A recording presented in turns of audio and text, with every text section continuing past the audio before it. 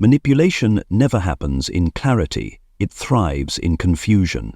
In those moments where you feel guilty without knowing why. In conversations where you end up apologizing, even when your heart is shattered by something that wasn't your fault.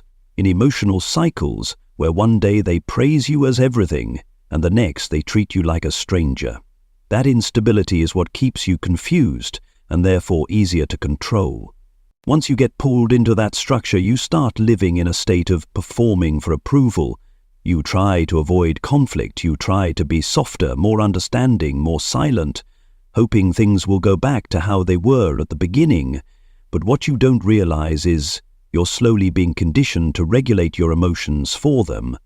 And the more you react, whether with anger, sadness, or desperate explanations, the more power you're handing over. But when you ignore them, something entirely different happens. You stop sending signals, you stop allowing them to read you, you stop giving them the data they need to fine-tune the game. In an instant, they're lost.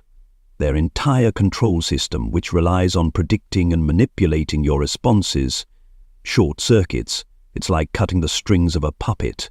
No more pulling, no more reactions. You once held tight are now a surface with no reflection. This throws the narcissist into a control crisis. They begin scrambling to reignite emotional engagement. They might try to recreate past moments, sending nostalgic messages, posting photos meant to stir feelings, or even faking distress to bait a reaction. All of it is a desperate attempt to rebuild the manipulation loop. But when you don't respond, you're shattering that system. Right at its core, the power to define reality. In a toxic relationship, reality is not based on truth. It's based on what the narcissist convinces you is true. They twist facts, deny your emotions, and make you question your memory. Every time you react, you subconsciously validate the role they've assigned you. The overly emotional one, the fragile one, the one who always needs to apologize. But when you choose to ignore, you do something radical. You reject the role. You walk off the stage they scripted. You return the theater to them empty and meaningless. This doesn't just make them angry, it throws them into an identity vacuum.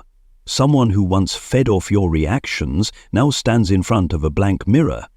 They don't know what to do with that silence, because they've spent their life mastering manipulation, not self-confrontation.